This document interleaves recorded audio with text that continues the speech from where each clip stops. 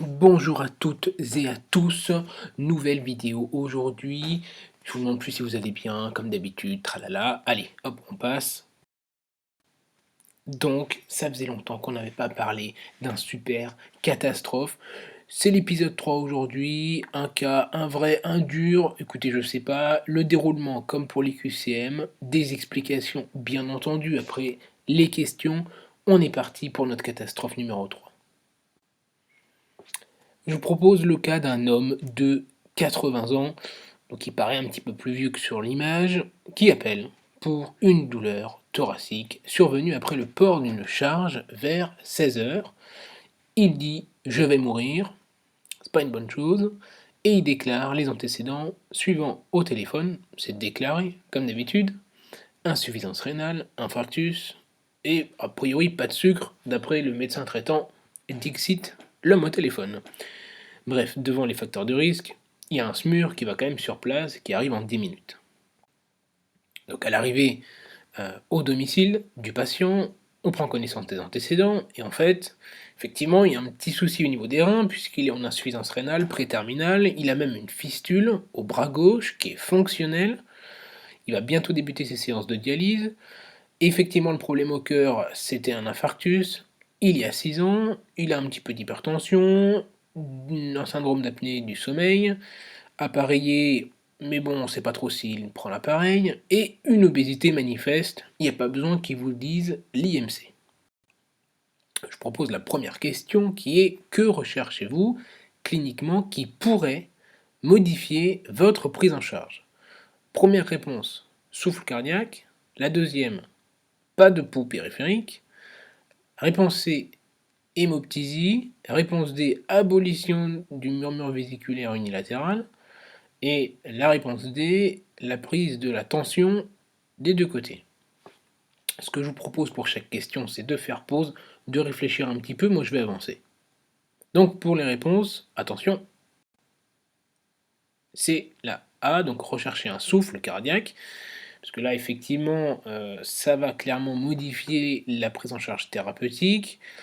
On le verra par la suite dans les cas de complications. L'absence de pouls périphérique, effectivement, ça peut nous orienter vers, donc je développe un petit peu, mais vers une dissection, par exemple, une dissection aortique. L'hémoptysie, non. Alors pourquoi j'ai pas mis hémoptysie? Là vous allez me dire, oui, mais s'il fait une embolie pulmonaire, d'accord, mais là on est en préhospitalier. Or, en préhospitalier, une hémoptysie qui serait due à une embolie pulmonaire, ça voudrait dire que à ce moment-là, elle est plutôt périphérique. Donc clairement, on ne pourra pas modifier notre prise en charge, on ne va pas lui mettre les anticoagulants, parce qu'on ne peut pas véritablement déterminer l'origine de l'hémoptysie. Il faudrait qu'elle soit massive, mais dans ces cas-là, on ne le recherche pas à l'examen clinique, puisque c'est le motif de l'appel. Alors c'est un petit peu tendancieux, je vous l'accorde, mais c'est pas l'hémoptysie qu'il faudrait chercher, ce serait plutôt l'hématémèse en fait. Donc pas un crachat d'origine pulmonaire après un effort de toux, mais plutôt après un effort de vomissement. On le verra après dans les douleurs thoraciques quand je viendrai aux explications. Et le patient a une fistule au bras gauche, donc on ne pourra pas prendre la tension au bras gauche. Alors vous prenez les paramètres qui sont les suivants, une fréquence cardiaque à 100, un petit peu tachycarde, une SAT à 96 en air ambiant, fréquence respi à 18, la tension au bras droit à 16 sur 80, une glycémie dans les normes, un Glasgow à 15 et une douleur qu'il évalue à 6 sur 10 de type oppressive en barre. Il la décrit comme allant dans le dos mais n'est pas migratrice. À la palpation, vous n'avez rien. À l'auscultation, vous n'avez rien. Vous sentez les poux aux 4 membres. Donc vous réalisez évidemment un électrocardiogramme, que voici. Ce que je vous propose, c'est de faire pause et je vais avancer en vous proposant la question et après je vous fournis les explications sur l'électrocardiogramme. La question, vous pouvez vous en douter, c'est qu'est-ce que vous concluez. Donc, j'y viens. Qu'est-ce que vous concluez suite à cet électrocardiogramme? Je vous propose les réponses suivantes. Une embolie pulmonaire, un syndrome de Takotsubo, un syndrome de Borave. Réponse D, un stémie inféro-postérieur ou réponse E, un syndrome de Kunis. Je vous propose donc maintenant de vous donner les explications. Donc si vous voulez réfléchir encore un peu, revenez en arrière ou faites pause.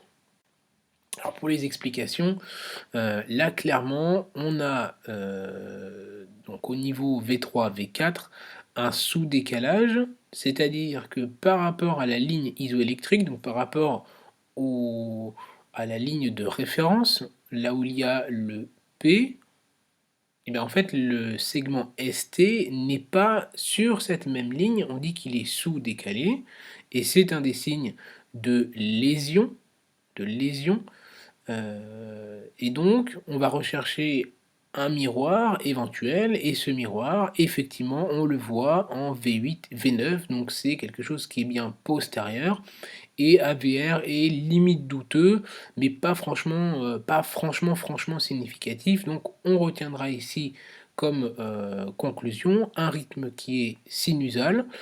Au niveau de la conduction, il y a un limite BAV qui est tout de même présent. Au niveau de la conduction auriculaire, au niveau des oreillettes, il n'y a pas spécifiquement d'hypertrophie franchement notable. Ensuite, le QRS n'est pas élargi significativement, donc il est à moins de 120 millisecondes. En revanche, c'est la repolarisation qui est franchement modifiée, avec donc comme conclusion un infarctus inféro-postérieur. Donc, c'était pas les autres réponses. Alors, l'embolie pulmonaire, c'est un peu difficile à diagnostiquer sur le CG. On n'a que des signes d'orientation. Donc, la première chose, la plus importante, c'est toute tachycardie doit faire évoquer, si c'est possible, bien sûr, une embolie pulmonaire. Après, il y a les atteintes droites, bloc de branche droit, hypertrophie auriculaire droite. Mais dans ces cas-là, ça veut dire qu'il y a quand même un retentissement sur la mécanique ventriculaire droite spécifiquement. Donc je ne rentre pas dans les détails, mais à l'électrocardiogramme, si on voit des signes pour l'embolie pulmonaire, c'est qu'elle est relativement importante déjà. Sauf la tachycardie qui peut se voir relativement tôt. Syndrome de Takotsubo-Beurave, j'y viens. Donc le Takotsubo, j'y viens après. Le Beurave aussi et le Kunis aussi. Donc diapo suivante. Le syndrome de Beurave, donc comme son nom l'indique, on a presque envie de vomir avec. C'est une expectoration hein, de sang après un effort de vomissement. Ça correspond à la dissection bien, de la muqueuse ou sous-muqueuse œsophagienne. L'atteinte, la gravité, ça dépend en fait de la hauteur de la dissection. Si elle est massive, en général, c'est rapidement catastrophique. Le deuxième dont je vous parlais, c'est le syndrome de Takotsubo qui a été décrit depuis des dizaines d'années. Ça veut dire piège à poulpe, puisqu'en fait le cœur prend une forme ballonisée, il y a une atteinte de l'apex. Sur le plan physiopathologique, c'est une atteinte décrite comme une hyperadrénergie qui touche principalement les femmes, avec à la coronarographie des coronaires qui sont saines.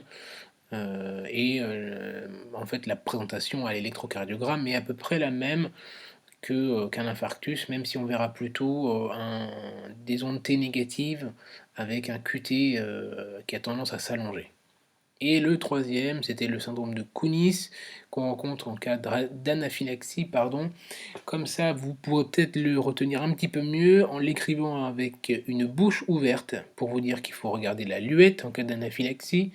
Anaphylaxie qui est due principalement aux médicaments, que ce soit IV ou Péros. Ça peut être dû à des piqûres d'hyménoptères ou de serpents, raison pour laquelle vous avez le serpent en guise de S. Et le traitement, je vous le dis et je vous l'ai dit, c'est adrénaline 0,3 mg IM. Pour les douleurs thoraciques, j'aimerais principalement vous dire et vous rappeler 5 pathologies auxquelles il faut penser, qui par ordre décroissant de probabilité, de fréquence, sont l'infarctus, l'embolie pulmonaire, la dissection, la tamponnade, la rupture de l'œsophage, Le pneumothorax, alors peut-être que le pneumothorax, c'est un peu plus courant tout de même. Je l'aurais peut-être pas mis en dernier. Maintenant, voilà, ayez ces pathologies en tête à absolument éliminer. L'infarctus, on le voit avec le CG. L'EP en préhospitalier, c'est un peu délicat tout de même. On fera pas grand-chose sauf si c'est en choc, puisque la douleur taux sur EP, ça veut dire qu'il y a une atteinte pariétale. La dissection, il n'y a pas forcément d'asymétrie tensionnelle. Alors oui, ça devient compliqué. La tamponnade, là, c'est pareil, en préhospitalier, hormis avec une écho-cœur, ça devient compliqué. Et la rupture de l'œsophage, on en a parlé avant. Quant au pneumothorax, on pense à ausculter surtout les bords hein, des poumons. Les autres étiologies, comme vous voyez sur le schéma, donc il y a des fractures de côte, des atteintes pariétales, des pneumopathies, des pleurésies, des infections bactériennes, symbolisées avec l'eau au niveau du poumon. Après, il y a toutes les atteintes des voies aériennes, pas oublier la trachée. Les atteintes après, un peu extra-thoraciques ou limite, ce sera les atteintes digestives. Pensez au côlon qui passe par là, au pancréas, à l'estomac, avec les ulcères. Il faut penser aussi à l'infarctus splénique qui est rarement évoqué mais qui peut donner ce genre de douleur. Les dissections de l'aorte aussi, quand elle migre. Et on regarde la peau, on lève le maillot puisqu'il peut y avoir un zona qui se cache et après on imagine que c'est autre chose. Donc voilà. Là maintenant que vous avez le diagnostic, quel traitement prescrivez-vous à votre super infirmier qui a déjà posé la voie veineuse parce qu'il savait qu'il allait en avoir besoin? Je vous propose les réponses suivantes. Donc l'aspirine 75 mg IV, le prasugrel 60 mg Peros, l'héparine non fractionnée selon le protocole, de la morphine systématiquement et de l'oxygénothérapie pour ce patient. Faites pause, moi j'avance. Donc pour les traitements ici, il y a des pièges, hein. Je suis désolé, mais en même temps, il y a souvent des pièges qui sont proposés pour les examens. Donc l'aspirine, c'est pas ça la bonne posologie.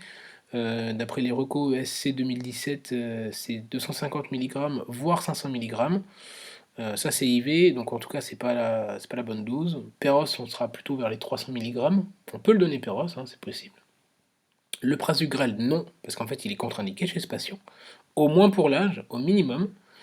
Ensuite, l'HNF selon le protocole, oui, parce que c'est un infarctus, donc bioantiagrégation plus HNF si pas de contre-indication, il n'en avait pas. On peut donner aussi de l'héparine de bas poids moléculaire, donc par exemple du Lovenox. Là, c'est 0,5 mg par kilo. Vous ne prenez pas la tête, il fait 80 kg, c'est 8000 unités. Tout simple. 80 kg, 8000 unités, ça fait 0,8 l'ampoule, donc la seringue, préparée déjà. Ensuite, pour la morphine, systématiquement, non. Pourquoi? Deux explications. La première, ça ralentit l'absorption des antiagrégants que vous donnez. Donc à limiter, bien sûr s'il a trop mal, il faut en donner, hein. Et par la suite, ça peut donner des troubles neuro, en fait, altérations neuro, après la choro, parce que souvent les patients ont quand même une choro, accessoirement, qui peut mimer en fait des syndromes de dissection. Et la dissection aortique, c'est syndrome neuro plus douleur taux, donc c'est très efficace, ok, mais si vous voyez qu'à partir de 5, 6, 10 mg ça fonctionne pas, ça sert à rien. Autant donner des benzos pour l'anxiété. Quant à l'oxygénothérapie, il n'y en a pas besoin puisqu'il y a plus de 90% de SAT et l'objectif c'est plus de 90. Alors comment retenir tous ces médicaments et comment faire? Donc la première chose, on regarde l'ordonnance. Il prend du Plavix, clopidogrel, ou pas? Est-ce qu'on a un doute sur le diagnostic ou pas? Si on n'a pas de doute, dans ces cas-là, premier médicament, prasugrel ou Effiant. Pour le retenir, je vous ai mis Price Effiant, en anglais efficace, Price Effiant, donc prix efficace. Bref, pour retenir, ça peut être pratique. Âge plus de 75 ans ou moins de 60 kg et antécédent d'AVC. Je vous ai mis un petit cerveau et insuffisance hépatique, un petit foie.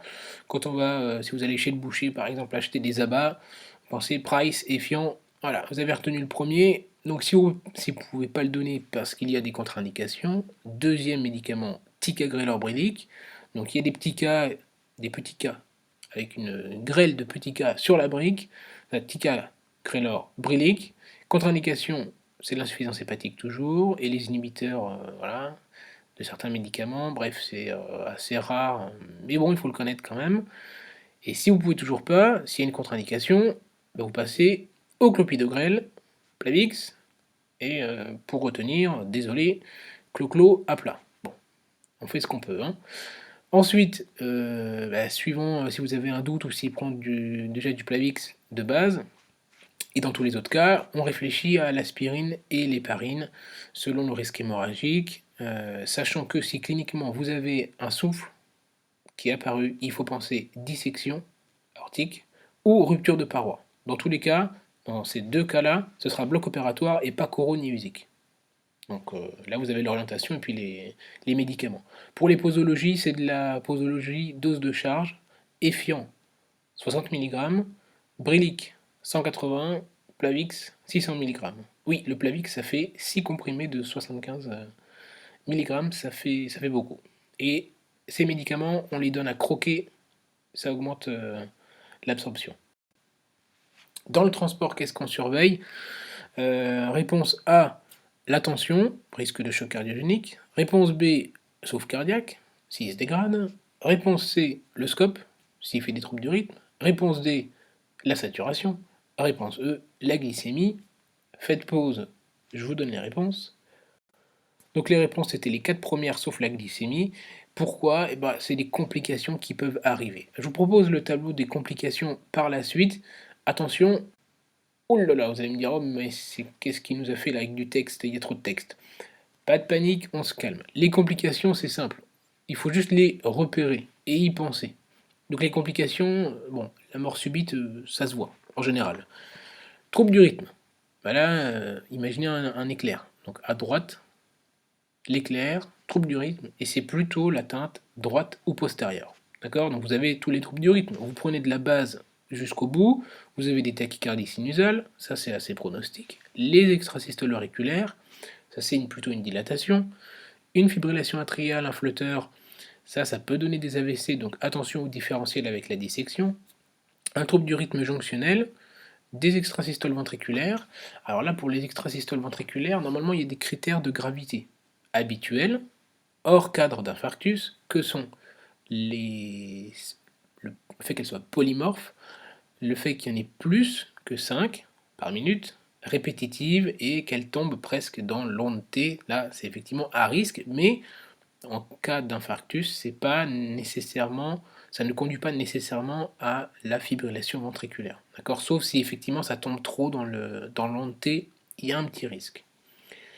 Les autres troubles du rythme, TV, FV, donc tachycardie ventriculaire, fibrillation, ça, si elles sont secondaires à l'infarctus, donc pas immédiatement, hein, mais au bout de quelques heures, effectivement, c'est péjoratif. Il y en a un qu'on apprécie par contre, c'est le RIVA, donc en fait on a un rythme idioventriculaire accéléré qui va entre 60 et 100 battements par minute. Là c'est un automatisme en fait des fibres de Purkinje. On fait rien en fait dans le traitement, c'est plutôt bien. Donc le RIVA, c'est quand ça va. Et enfin les blocs. En général les blocs, c'est pas bon. C'est un mauvais pronostic. Que ce soit le bloc de branche droit ou le bloc de branche gauche des novos, il faut s'inquiéter. Ensuite, pour la prise en charge des symptômes et des complications hémodynamiques, c'est une histoire de tuyaux. Hein, c'est que des tuyaux. Donc il y a des tuyaux en bas, en haut et sur les côtés. Donc sur la petite image, vous voyez que habituellement reviennent des veines pulmonaires, donc des poumons, le sang. Et bien si ça va dans le mauvais sens, ça fait une dyspnée. Bon. Ensuite, pour ce qui est veine cave, normalement ça revient vers le cœur. Et si ça revient pas, ça va en haut et en bas. Donc en haut, il y a la turgescence, le reflux, et en bas, ça fait l'hépatomégalie et des œdèmes des membranes.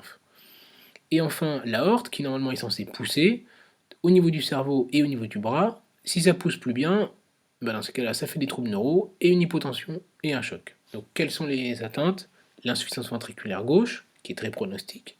L'insuffisance ventriculaire droite, si c'est plutôt une atteinte postérieure, assez pronostique et qui peut donner une hypovolémie. Donc c'est vraiment très mauvais pronostic l'atteinte droite.